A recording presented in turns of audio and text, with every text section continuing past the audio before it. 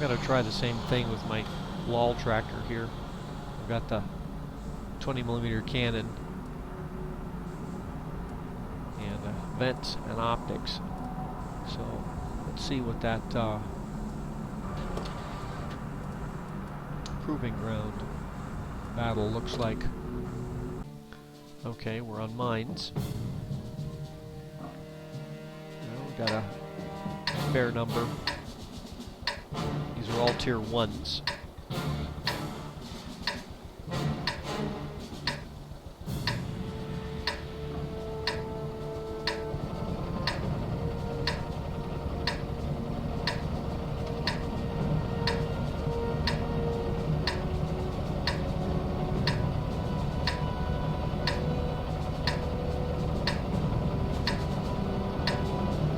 Let's get this show on the road.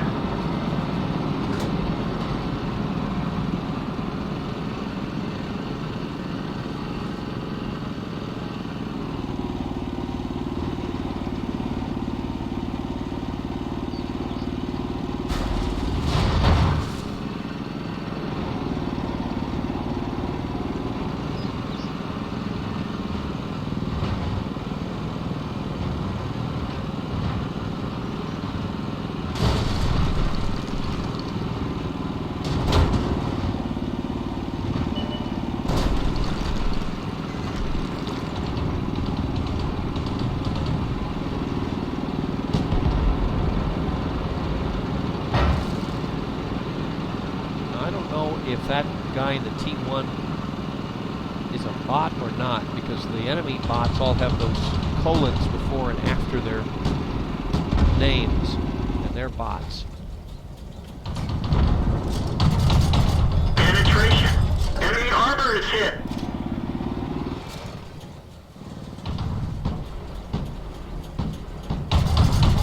Enemy armor is damaged. Enemy is hit.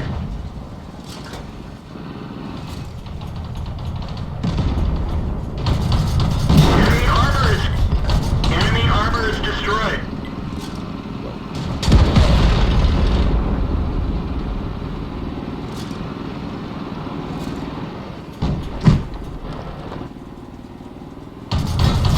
Penetration.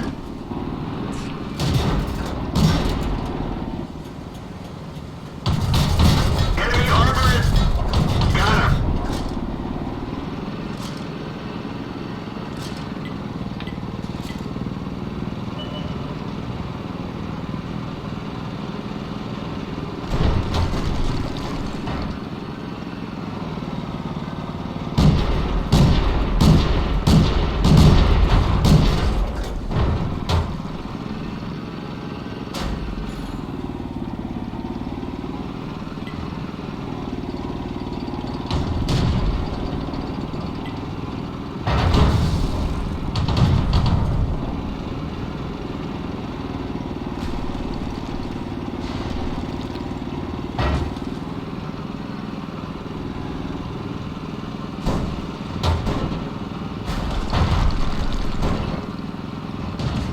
Forgot how slow these things are.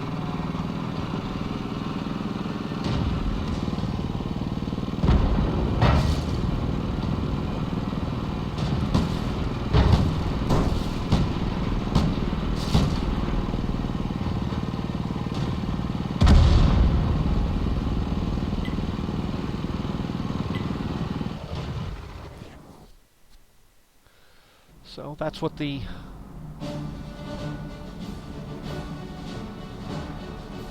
new training. Okay, that makes it clear. There's 10 on your side, and a certain number of them are live, and the rest are bots against 15 bots. And the bots aren't, the bots they've got aren't bad.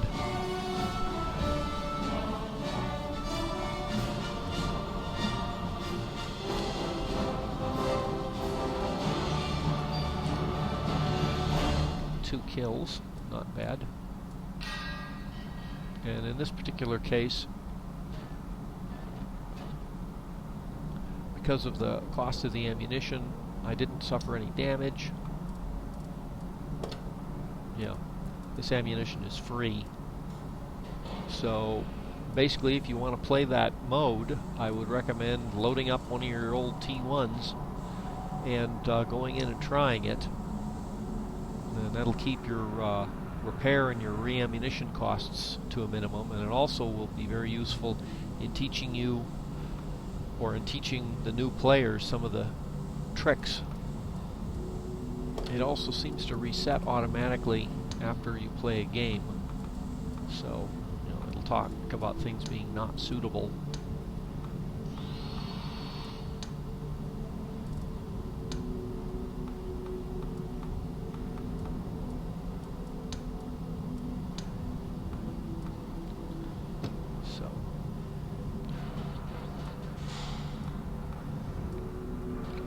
All in all, I like what they're doing.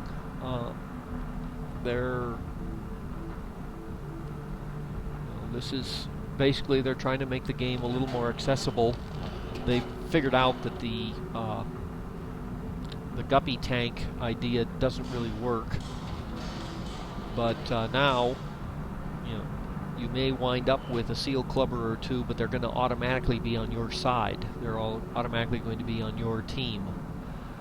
And that should let the noobs get, a feeling of how to operate, if for no other thing than just watching somebody else just race in here and just absolutely clean up. The new premiums look pretty good. I don't have any tier 10s of my own, so the Action X basically is just a slightly faster, more powerful FV201, but if you like the British line, it seems to be quite a serviceable tank. All in all, this looks kind of good. I am not a big fan of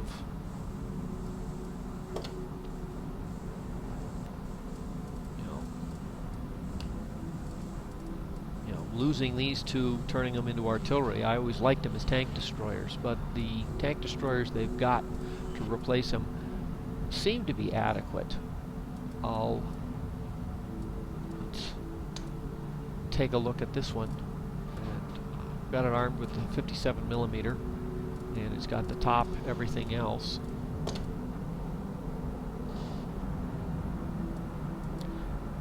And it's got some of my old crew in it. That's how they're going to rearrange the crews, I don't know. Whoa.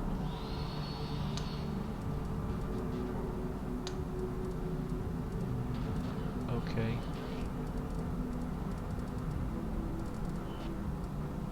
Okay, that's just weird.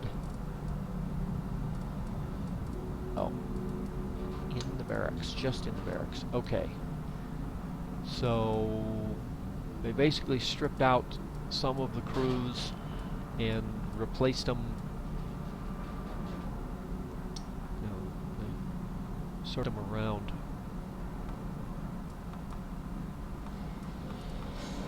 So the T3 got some.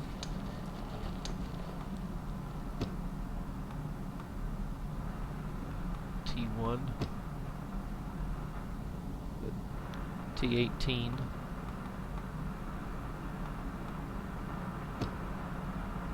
T82. Move the priest down to tier 3. It's going to take a bit of getting used to.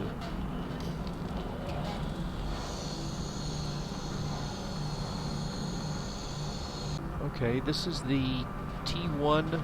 It's the new tier 2 artillery.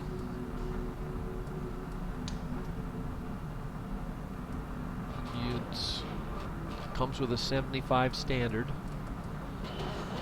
I'm gonna go ahead and mount the better radio. I've got everything else deleted.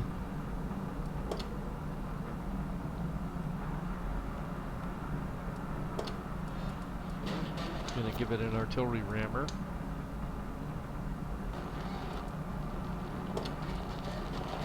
And a camo net.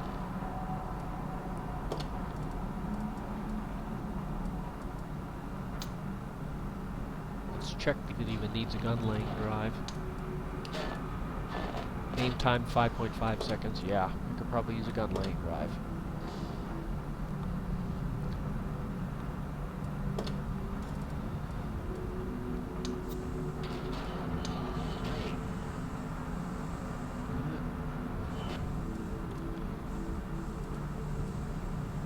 Well, this one, evidently, you can use the proving ground. So let's go see.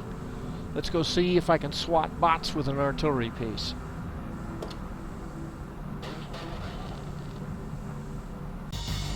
Okay, we're at Mitten Guard.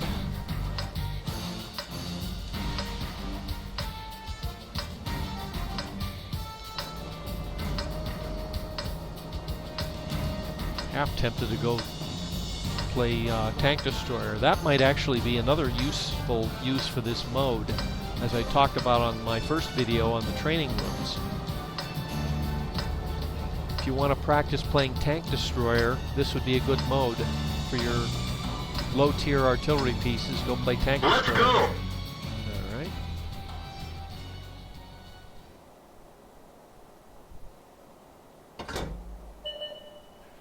There they go. They're knocked out.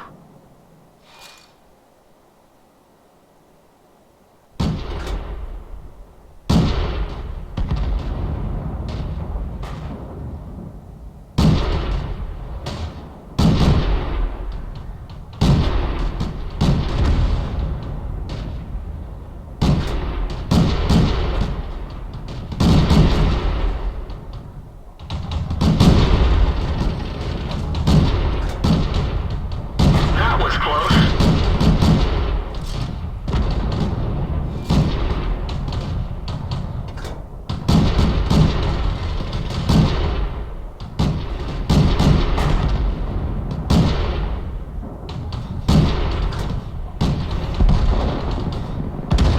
Got him.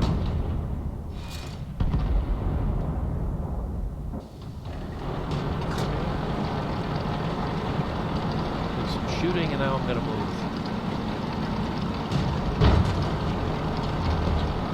This site's pretty much taken care of.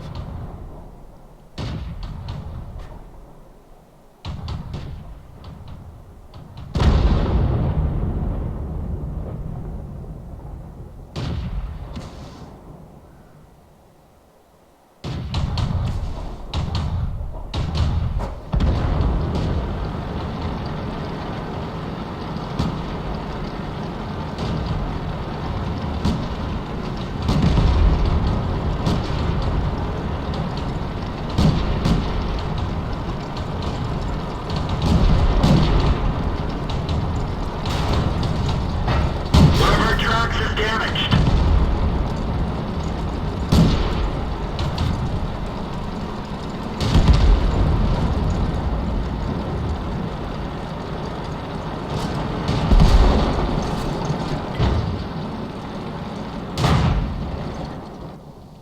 Okay, not bad.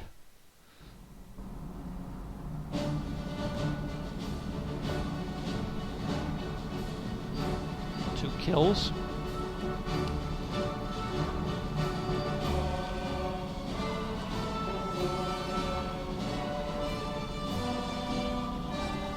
It's actually not a bad artillery piece, but you pay for your own ammunition. No benefits.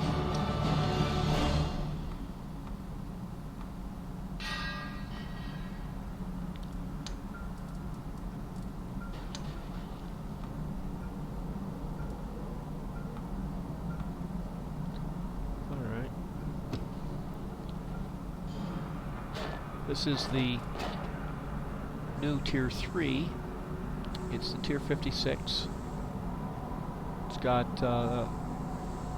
enough front hull armor to protect you from HE. The side and the rear is almost nothing.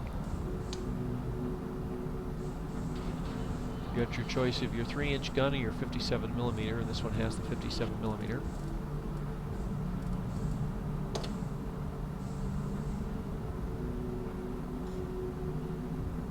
not very good view range. Gun traverse is 44 degrees, 15 shots per minute. That's with the 57, which is pretty expected. 33, top speed 50. So it should be a pretty nippy little machine. They've rearranged my crew here, so I'm not sure where I got this crew from. So always reset this to credits.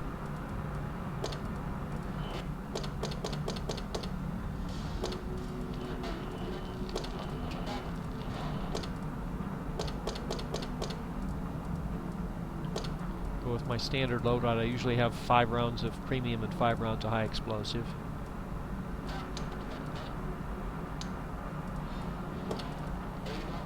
Large repair kit, large first aid kit on the low tiers, and I just leave those. I don't ever change them out.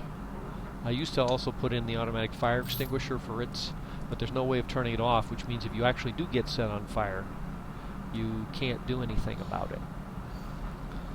160 hit points, 400 horsepower engine, so.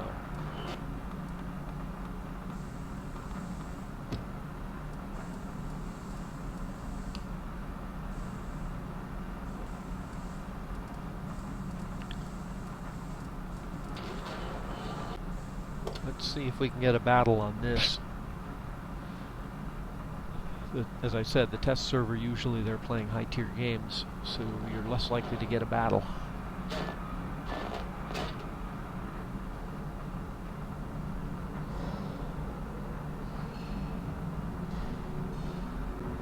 Okay, it looks like I'm not going to get a game on this.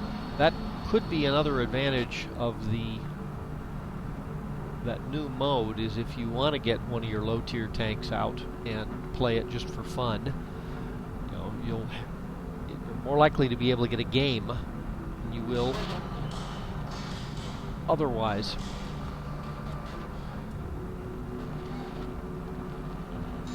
So I'll tell you what I will do. I'm going to grab my tricked out T1 Cunningham, and I also have a couple of other tier 2 premiums. I may just run some of those, and if I get a particularly good game, I'll include it on the video. If they suck, well, that'll also if they suck, I'll leave them on the cutting room floor.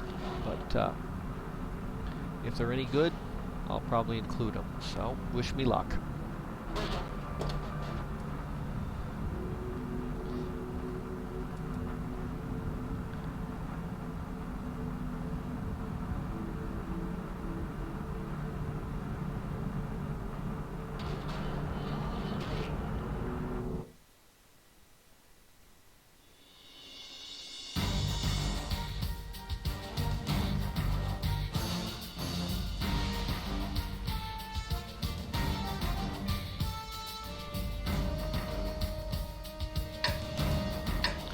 And we're on mitten guard again.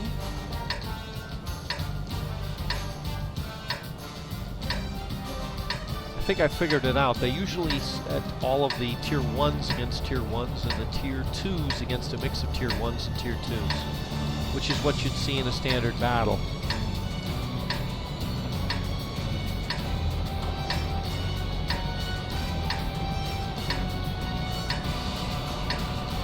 Let's go!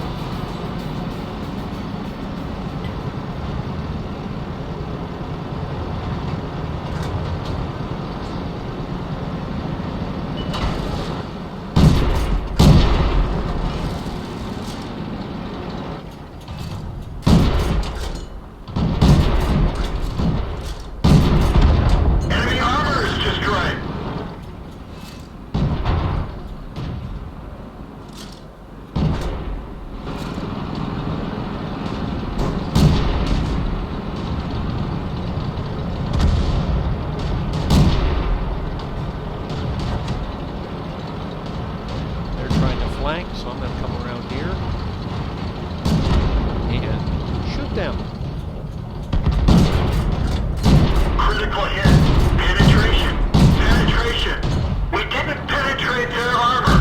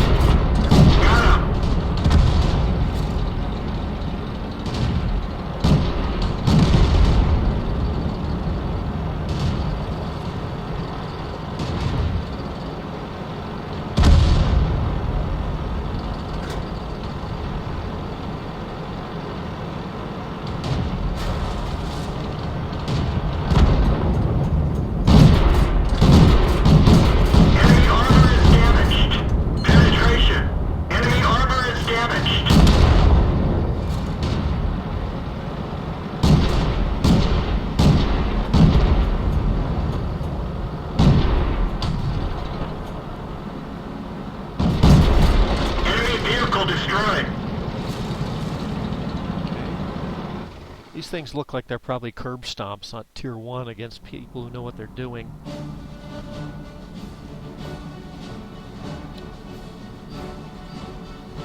Yeah, if a noob like me can get 3 kills, the other team isn't going to be very good.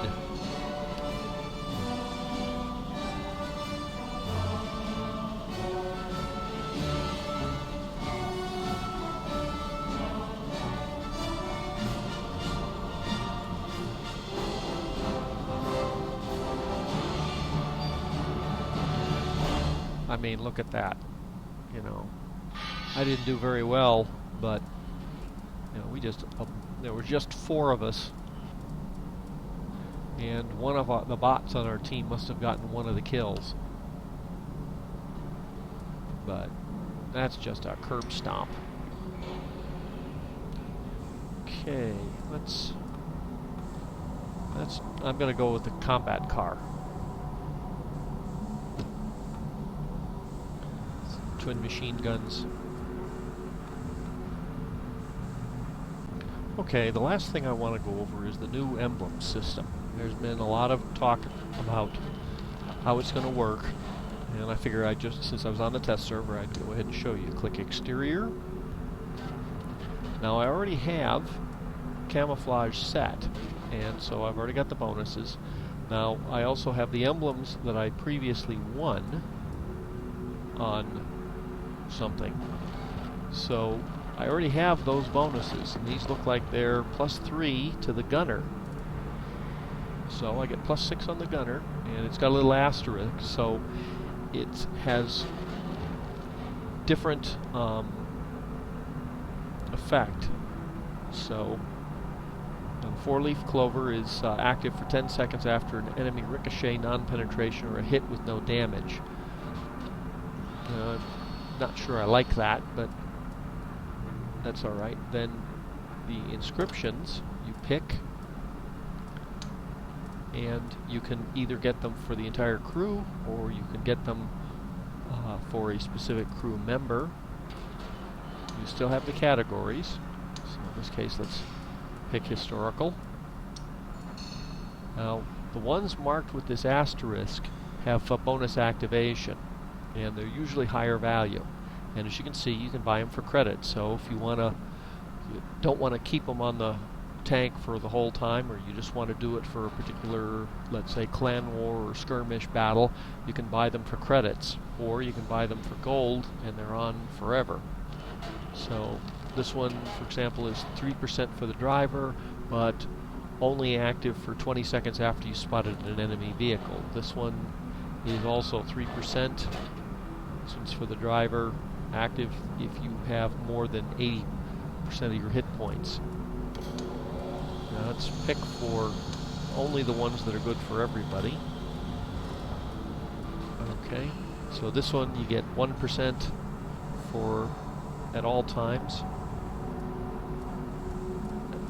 and 2% for, in this case, you've got if you have less than 20% of your hit points. So that seems to be how it works. You can get 1% available all the time for your whole crew. You can get 2% for a particular crew member available all the time, or you can get 2% available for a specific circumstance for the whole crew, or 3% for a specific crew member available on a certain set of characteristics. And as you can see, you can buy them unlimited for gold, or you can buy them for credits for a short period of time, either a week or a month. So you've heard a lot of people talk about how this is pay to win or something, and the answer is, well, sort of. I mean, let's go back here. I mean, you know, here I've got, you know, +6 on the gunner after an enemy ricochet or non-penetration, because I've got the same emblem twice.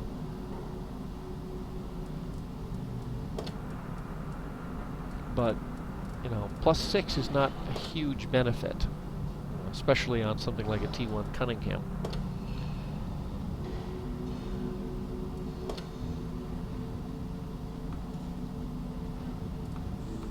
Now, earlier in the video I showed you how I set up the French, but the new Reveloris, but the sound quality was awful.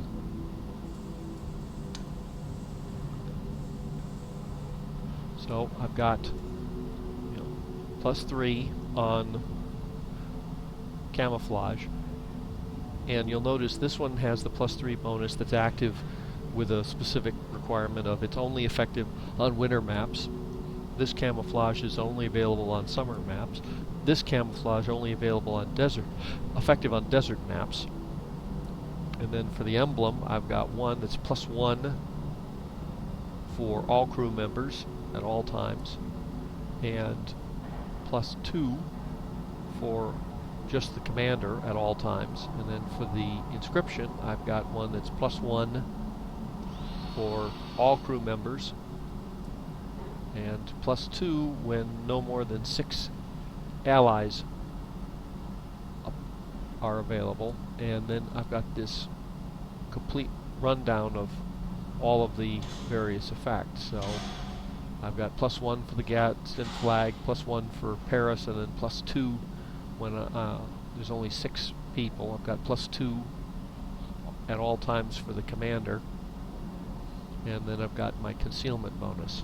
So it's not a huge effect.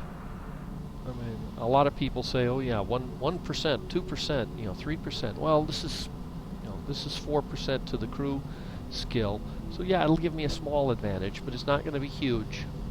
The other problem is that anybody who can see you is going to say, "Aha, he's got the Gadsden flag.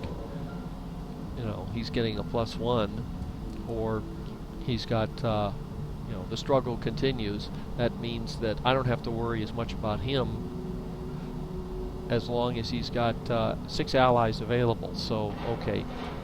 So in the early part of the battle, they're likely to, if somebody reads this, they're going to say, "Aha, shoot him first while he's got 10 friends, because if we kill him, he doesn't get his +2 bonus." So to a certain extent, you're also advertising what your bonus is. Nobody is going to be able to tell if you've got vents or binos versus coated optics. Nobody's going to be able to tell you if you have a gun rammer unless they time your reload. But this is very clear what your advantage is, and so it's a trade-off. You're advertising what your advantage is. So if we go back to the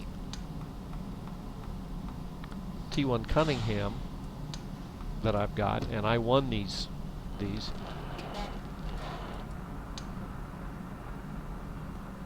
they're going to instantly know that if you bounce a shot or you get a non-damaging hit on this, the guy is going to be able to be very much more effective with his return fire than otherwise for 10 seconds. Now,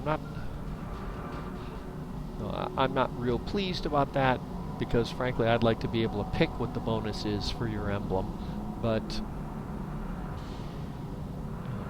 it's not completely pay to win, because now somebody who knows what they're doing can look at your tank and get an immediate view of how you're going to play that tank, which has good and bad things.